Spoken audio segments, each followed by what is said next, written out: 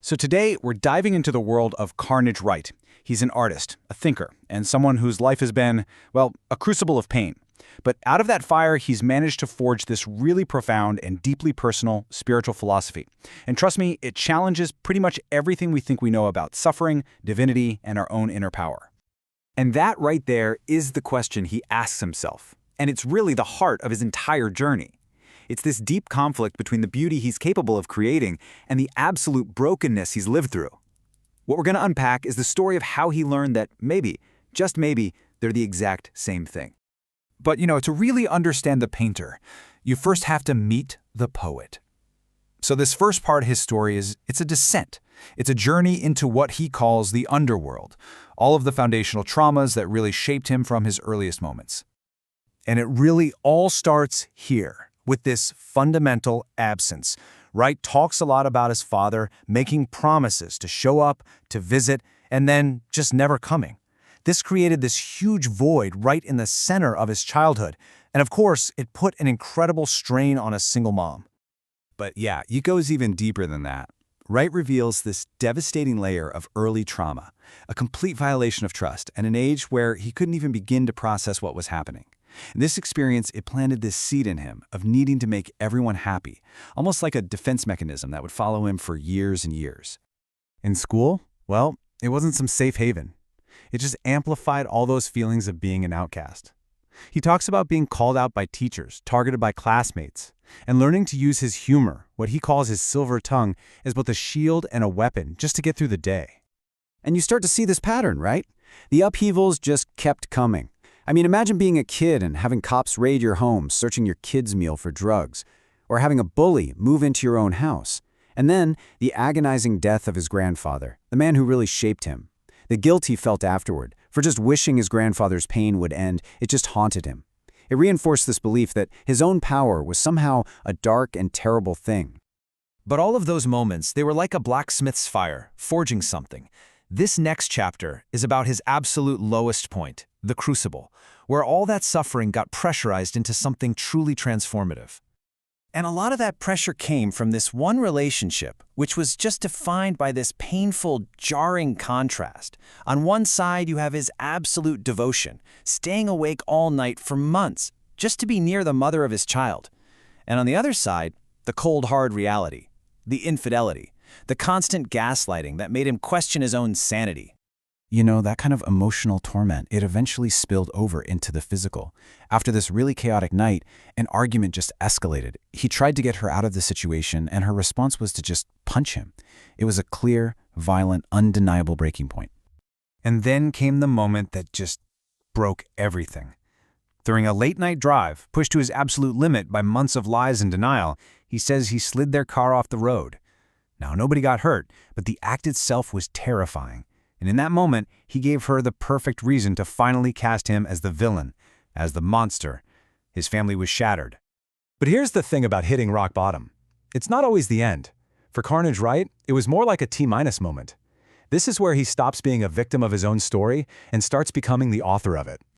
And this, right here, is the pivot. That silver tongue he built as a kid just to survive the bullies, he now pulls it from the stone of his pain, like a king from a legend. He realizes his words, his voice, his truth, that's his power, that's his sword. From that point on, he started to completely rewire his whole worldview, starting with this idea. For him, Christ isn't some singular person you're supposed to worship. No, Christ's consciousness is a universal state of being. It's this awareness that we are all connected, that the divine spark exists in every single one of us. So when he looks at figures like Jesus, he doesn't see what most people see. He sees them as spiritual anarchists, revolutionaries who came to flip the tables on corrupt systems, whether that's a temple back then or the corrupt systems in our own minds today, all to show us a higher way of being. Okay, so this whole revolution, it wasn't about changing the world outside. It was about going inward. He discovered that the most expansive, most incredible reality wasn't out there somewhere, but right inside of him. And that journey became the foundation for his whole philosophy. And he maps out this inner journey using these really incredible metaphors. First, he says you have to use your breath to part the emotion. It's like the Red Sea of your own overwhelming feelings.